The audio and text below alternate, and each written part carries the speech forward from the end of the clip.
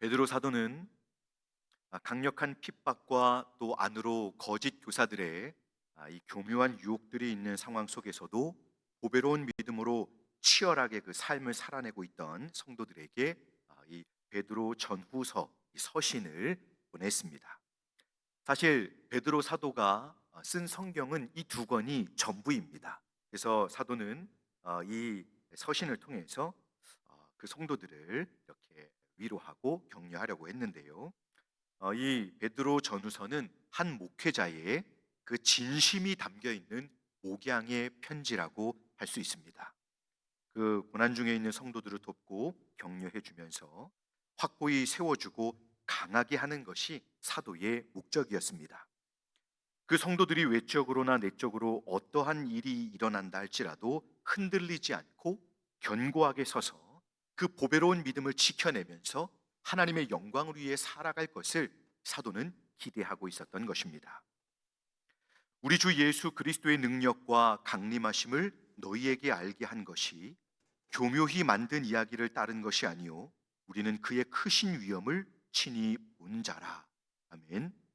이렇게 사도는 오늘 16절 말씀을 통해서 이제 사도는 온 마음을 다해 가르쳤던 그 진리의 내용이 거짓이 아니고 또 이것이 그냥 하는 잔소리가 아니다라는 것을 한 번 더 확증해 주고 있는 것입니다. 당시 거짓 교사들에 의해서 그리스도의 부활과 다시 오심에 대한 진리가 사실상 굉장히 공격을 받고 있었습니다. 사도들은 매우 이 진리들을 간절한 마음을 가지고 확고하게 가르쳤지만 거짓 교사들은 이 주님의 다시 오신다는 이 말씀을 사람들에게 이렇게 믿지 못하도록 왜곡하고 있었던 것입니다. 이 주님의 다시 오신다는 진리는 초대교회 성도들에게 생명과 같은 진리였습니다. 그래서 사도는 오늘 이 주님의 다시 오시는 것까지 이제 성도들에게 말씀을 전하면서 이제 이 성도님들이 하나님의 진리의 말씀 위에 견고하게 설 것을 다시 한번 강조하게 된 것입니다. 왜냐하면 이 주님의 다시 오신다는 진리는 예수 그리스도의 구원의 완성을 보여주는 진리이면서 동시에 그 진리를 따라서 생명을 소유한 자로 살아갈 이유, 사실 그 성도들의 삶을 지탱해주는 영광스러운 이유가 되었기 때문입니다. 왜 그렇습니까? 왜 우리가 믿음을 지켜야 되죠? 주님께서 곧 다시 오신다고 하셨기 때문입니다.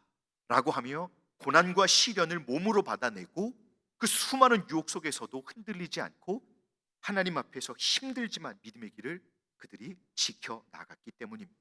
그래서 사도는 그러한 배경을 의식하면서 그들로 이제 상기시켜주는 내용의 그 확실함을 다시금 강조해주고 있는 것입니다. 우리 주 예수 그리스도의 능력과 강림하심을 사도는 오늘 성도들에게 강조해서 말씀을 해주고 있는데요. 대부분의 주석가들은 이 주님의 이 능력과 강림하심을 주님의 재림에 대한 말씀으로 이렇게 해석을 하고 설명을 하고 있습니다. 이것을 어디서 구체적인 힌트를 얻을 수 있냐면 베드로후서 3장에서 사도는 주께서 강림하신다는 약속이 어디 있느냐라고 물으면서 그것을 비웃는 사람들의 행동들을 다루고 있는데요. 그 당시에 이 진리의 말씀을 이렇게 공격하는 사람들에게 이 말씀을 다시 한번 강조해 주는 것은 중요한 문제였습니다. 그래서 사도는 이제 2장으로 넘어가면서 처음부터 이 문제를 이제 취해서 계속해서 이 내용을 다루고 있습니다. 이 주님의 강림하심은 초대교회에서 지극히 중심이 되는 교리 중에 하나였습니다. 주님의 다시 오심, 곧 재림을 말하는 것이죠.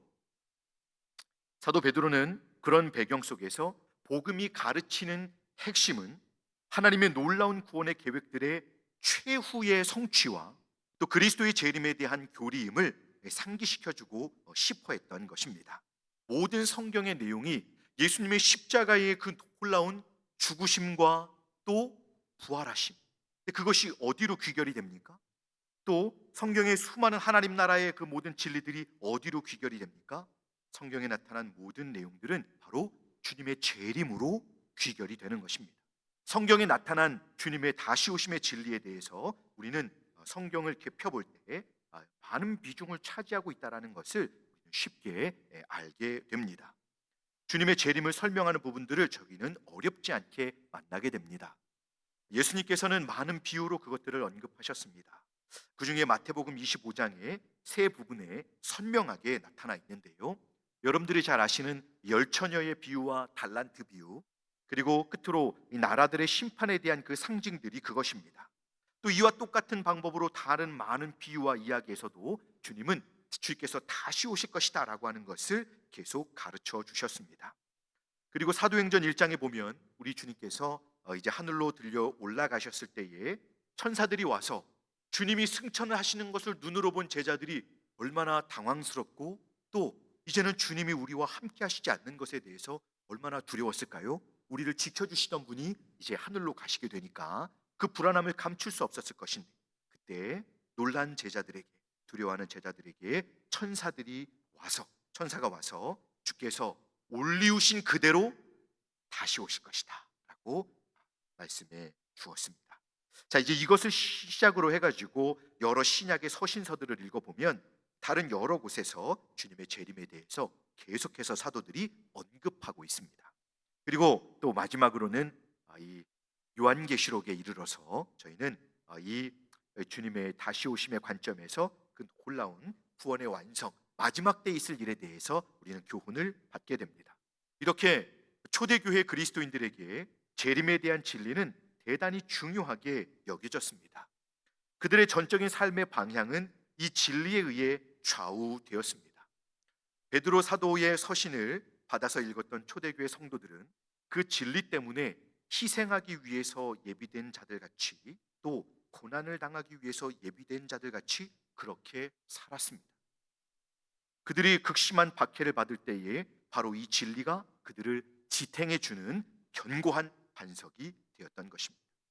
나를 위해서 인간이 되어 오시고 십자가에서 죽으심으로 미천한 죄인인 나를 하나님의 자녀 삼아 주신 그 사랑에 감사해서, 그 놀라운 주님의 구원하신 사랑에 감사해서 비록 치열한 고난과 시련이 있지만 고배로운 믿음을 지켜내면서 믿음의 삶을 살아내고, 또한 승귀하셔서 영광 중에 계신 주님이 다시 오실 날을 고대하면서 주님을 부인하지 않고 비록 사자가 있는 그곳에 들어가게 된다고 해도, 십자가에 매달리는 자리에 내몰리기도 해도, 화형을 당해야 하는 자리에 내몰리기도 해도 성도들은 기꺼이 다시 오실 주님을 바라보면서 그 믿음을 드러내야만 설 수 있는 자리에 그 초대교회 성도님들은 기꺼이 설 수 있었던 것입니다. 그러면 여러분, 많이 피곤하시죠? 네, 많이 피곤하시죠? 네. 이 예배 시간, 여러분, 사투를 벌이는 시간입니다. 이 짧은 시간이지만 저희가 여러분 이 정신을 차리지 못할 만큼 피로하고 또 마음이 무거울 수 있습니다. 여러분, 저희가 이때 제가 중고등부에서 쓰는 방법, 말씀은 눈으로 듣는 것이기 때문에 일어서서 예배 드려도 된다. 그리고 요즘에 우리 중고등부 부장 선생님이 이런 큰 통에 젤리가 가득 담긴 통을 선물해 주셨습니다. 그래서 저는 예배가 시작되면 그 통을 들고 일일이 한 5분 지나면 거의 눈이 잠기거든요. 다 주무시려고 하기 때문에 제가 일일이 젤리를 나눠주면서 이렇게 이야기합니다. 지금 먹어도 돼. 지금 먹어도 돼. 꼭 입에 젤리를 넣어주고 눈이 반짝 떠 있는 상태에서 저는 거의 중고등부를 들었다 놓습니다. 그렇게 이 피곤한 시간이 바로 이 시간입니다. 그런데 여러분, 힘내시기를 바랍니다. 젤리를 드릴 수는 없고, 네, 여러분. 자, 그러면 지금 베드로 사도가 초대교회 성도들로 하여금 확신하게 했던 이 주님의 다시 오신다고 하신 진리가 오늘날 저희들에게도 그렇게 사랑받고 있을까요?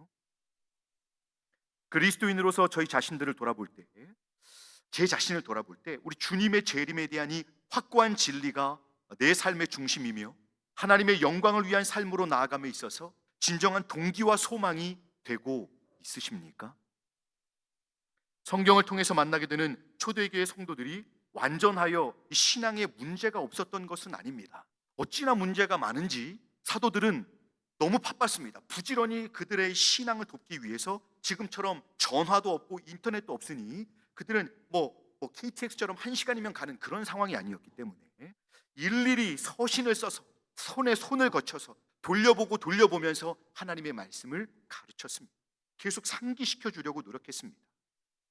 근데 오늘을 살아가는 저희 믿음은 곧 주님의 이 다시 모심에 대한 이 믿음과 그로 인한 삶의 태도는 사실 오늘 본문의 초대교회 성도들과 무언가 온도 차이가 있는 것 같습니다.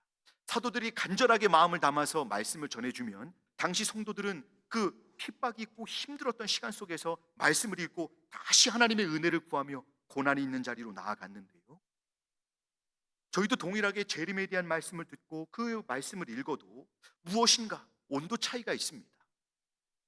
여러분, 무엇이 다릅니까? 어떻게 다릅니까? 성경에서 만나는 성도들의 모습에서 무엇을 느끼십니까?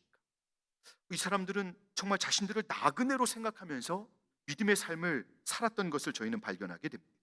그들의 생각 속에서는 그리스도께서 오셔서 실제적으로 이루실 이 역사의 끝, 세상 역사의 종결, 그러니까 종말이 그들에게는 선명하게 눈앞에 있었습니다.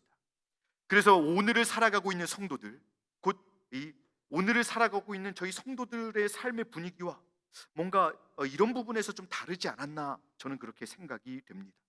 그러면 어디서부터 이런 차이점이 생기는가를 한번 저희들이 질문해 보게 됩니다.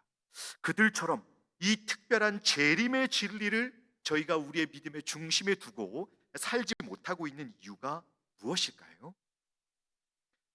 오늘은 베드로 사도가 제기한 이 질문에 대해서 생각을 좀 해보고자 합니다. 이것은 저희에게 정말 중요한 부분입니다. 그래서 오늘은 이걸 두 부분으로 생각을 해볼 것인데요, 오늘은 이 재림의 진리를 사실 그렇게 중요하게 생각하지 못하게 된 원인이 무엇인지를 잠깐 생각을 해보고, 다음 시간에 둘째로 주님의 이 재림에 대한 진리를 한번 이렇게 상고해 보도록 하겠습니다. 저는 이 베드로 후서 이 강론을 사실 중점적으로 좀 이렇게 참고하고 있는 책이 있습니다. 영국의 유명한 설교자인 마틴 로이드 존스 목사님이 이 베드로 후서를 좀 어렵게 강론하신 책이 있습니다. 저는 그 내용을 조금씩 참고하면서 여러분들과 함께 이 말씀을 나누고 있습니다. 이제 한 3-4번 정도면 이 베드로 후서를 살펴보는 시간이 끝나게 될 것 같습니다. 이 베드로 후서를 보면서 저는 제 스스로가 늘 익숙하게 알고 있었던 이 말씀이 다시 한번 새롭게 다가오게 되면서 제 이 신앙과 삶을 돌아보게 됩니다. 저희 모두가 이 말씀이 조금은 어렵지만 인내하고 한번 저희들이 들어보면서 주님의 마음과 진리를 향해서 더욱더 이 열심을 내는 그런 이 영적인 변화와 유익이 있어질 수 있기를 한번 기대해 봅니다. 여러분, 조금 어렵지만 저희가 좀 힘써서 힘내서 같이 말씀을 끝까지 잘 상고해 볼 수 있으면 좋겠습니다. 전에도 한번 말씀을 드린 일이 있지만 제가 처음 신앙생활을 시작했던 고1 때 교회를 다녔는데 저희 옆에서 늘 저를 맞아주던 한 고1 친한 친구가 있었습니다. 여고생이었는데요. 근데 그때 한참 그 친구가 같이 교회에서 재밌게 이제 교회를 알아가던 중에 갑자기 그 가정이 다 교회를 옮기는 일이 있었습니다. 왜냐하면 그때 다미 선교회라고 하는 강력한 그런 이상한 이단이 판을 쳤기 때문입니다. 온 집 재산을 다 정리하고 온 가족이 다 거기에 가게 되었습니다. 왜냐하면 곧 종말이 온다고 믿었기 때문입니다.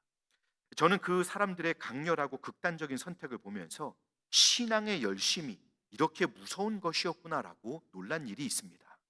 혹시 안동에서는 다미 선교의 영향이 혹시 있었을까요? 여러분 혹시 기억나십니까? 네. 없으셨다면 감사한 일입니다. 정말 감사한 일입니다.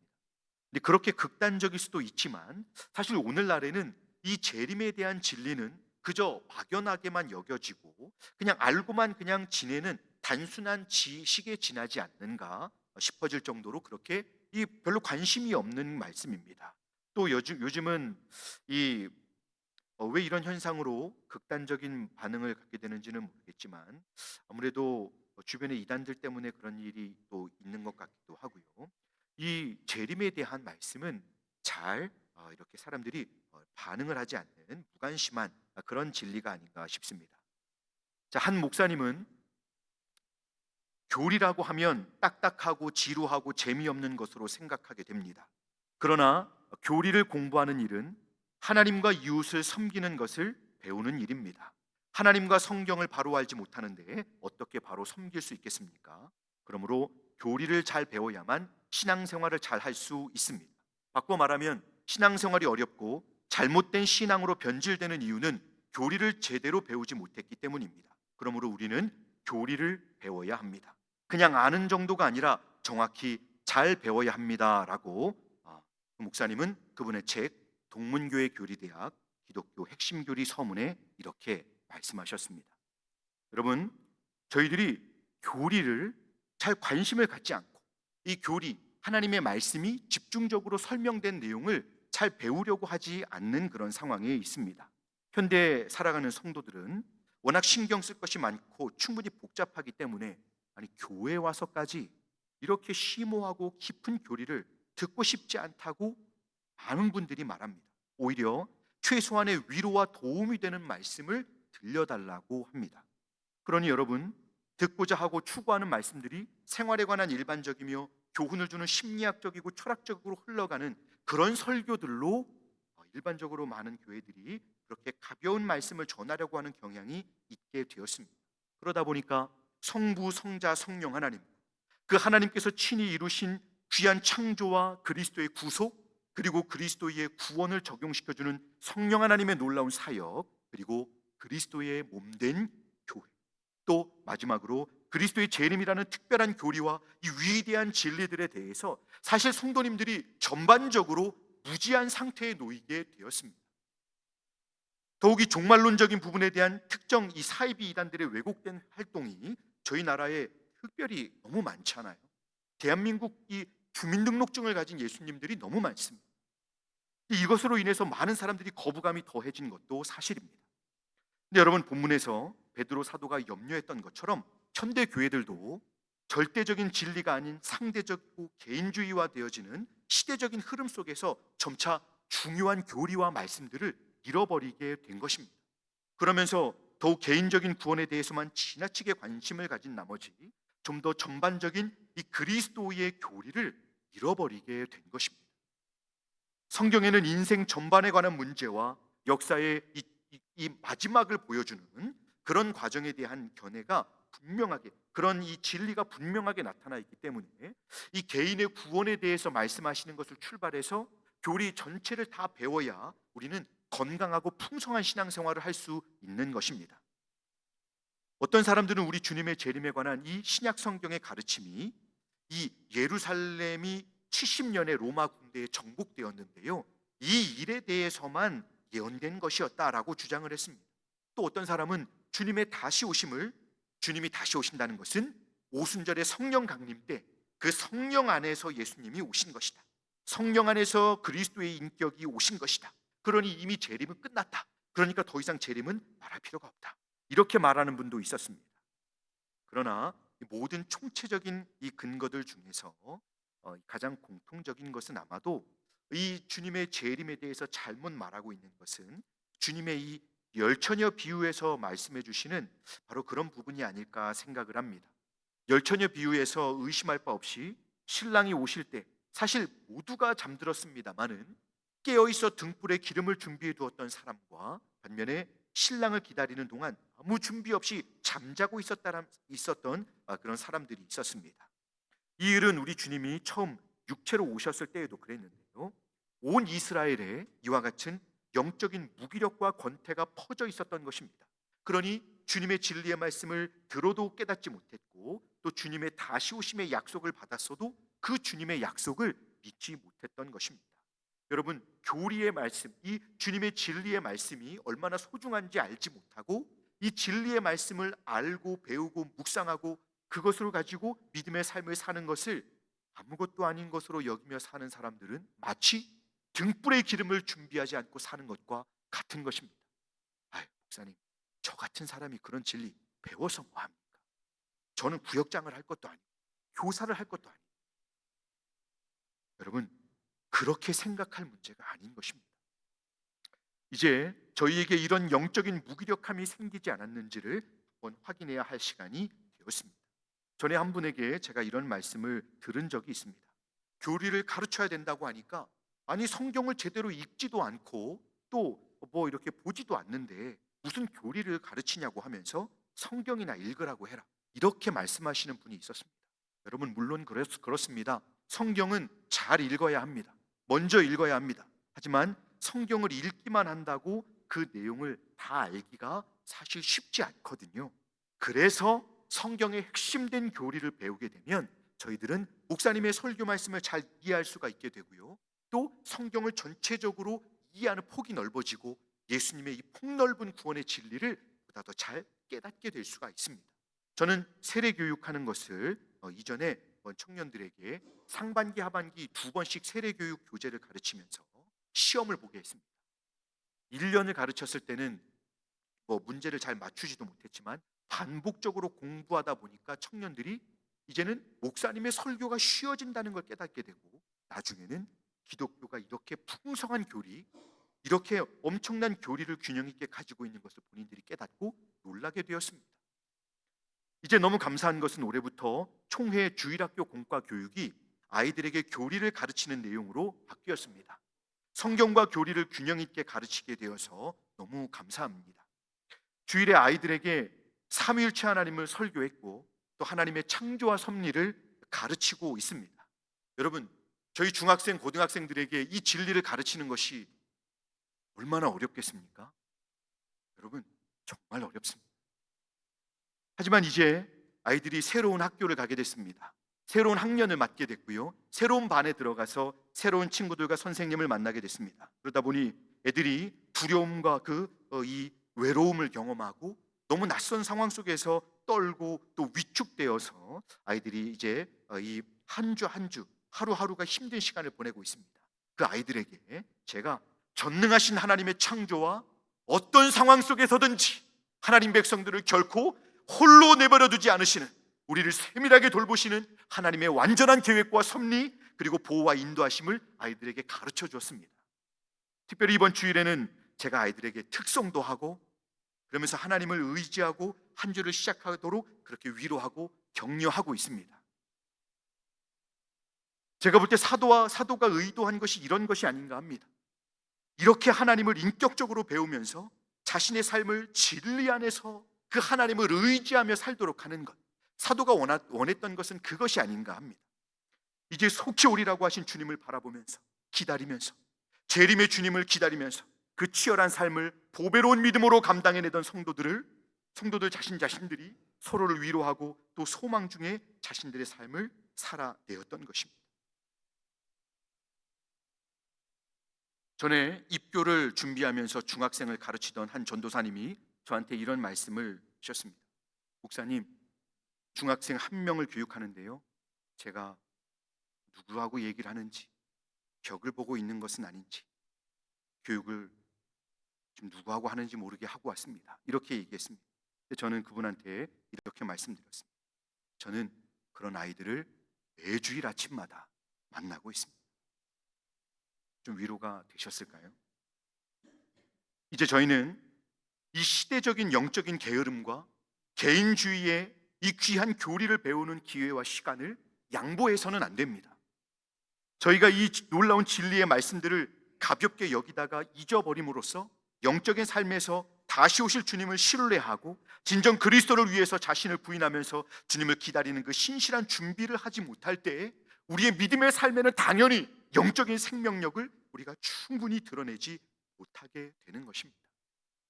바라기는 내가 속히 오리라 라고 하신 주님의 이 살아있는 약속의 말씀을 기억하시고 이 진리의 소중함을 다시 한번 기억하시면서 저희 모두가 주님의 이 교리의 말씀을 최선을 다해 배우시고 또 다시 묵상하시면서 현실에 함몰되어 있는 저희의 이 영적인 시선과 관심을 이제는 다시 오실 주님께로 향하실 수 있게 되기를 간절히 소망합니다. 이 주님의 재림의 교리는요, 결코 고리타분한 것이 아닙니다. 왜냐하면 고단하고 괴로운 현실에 함몰되고 갇혀있던 저희의 시선이 살아계신 하나님, 다시 오실 하나님께로 돌려지게 될 때, 이 눈앞에 있는 현실 문제만 바라보게 되면 주님의 그 주권과 구원하시는 능력을 볼 수 없지만, 재림하실 주님을 바라볼 때 역사와 이 삶의 주관자가 되시며 구원하고 심판하실 그 주님을 바라보게 됨으로써 보이지 않는 영역에서 미래의 주인으로서 그 하나님의 구원의 날까지 우리를 세밀하게 돌보시고 인도하시고 저희와 동행하시는 주님을 바라보게 됨으로써 우리는 하나님의 놀라운 은혜와 위로와 능력을 덧입게 되는 것입니다. 그럴 때 성도들은 그 주님의 다시 오심의 진리로 하여금 큰 위로와 확신과 소망을 얻게 되어서 그 하나님의 은혜 중에서 보배로운 믿음으로 치열한 믿음의 삶을 살아내게 되는 것입니다. 고난과 핍박의 자리까지라도 기꺼이 감당할 수 있게 되는 것입니다. 저희 모두가 그렇게 되기를 주님의 이름으로 축복합니다. 말씀을 맺겠습니다. 저희 모두는 다시 오실 주님을 사랑하고 있습니다. 아멘이십니까? 그렇다면 주님의 이 교리의 말씀, 진리의 말씀을 배우시고 또 사모하시고 또 확신하기까지 잘 믿으실 수 있기를 바랍니다. 저희 중에 그 누구도 다시 오실 주님을 향한 그 어떤 소망과 기대도 없이 날마다 영적으로 무감각하고 무뎌짐 속에 머물러 있어서는 안 됩니다. 왜냐하면 주님은 다시 오실 것이기 때문입니다. 마라나사, 주 예수여 다시 오시옵소서. 이렇게 주님을 사모하고 기다리시면서 주님의 말씀과 함께 승리하는 그런 복된 믿음의 삶을 사시는 저희 모두가 되시기를 주님의 이름으로 축복합니다. 기도하겠습니다. 은혜로우신 하나님 아버지, 저희 모두가 분주하고 고단한 세상 속에 함몰되지 아니하고 살아계셔서 저희의 삶을 주관하시고 이제 약속하신 완전한 구원의 날을 기다리시는 그 영광의 주님을 온전히 바라보게 하여 주시옵소서. 주어진 삶의 자리에서 때로는 힘들고 고통스러워서 눈물을 흘리는 시간도 있겠으나 보배로운 믿음을 받은 저희가 다시 오실 주님을 의지하고 소망하면서 낙심하거나 넘어지지 않게 하여 주옵소서. 주님의 진리의 말씀을 배우고 또 신뢰하는 삶 속에서 날마다 주님의 위로를 받으며 끝까지 주어진 이 믿음의 길을 잘 달려가는 저희 모두가 되게 하여 주시옵소서. 다시 오셔서 저희의 이름을 불러주실 사랑의 구주 예수님의 이름으로 기도드리옵나이다. 아멘.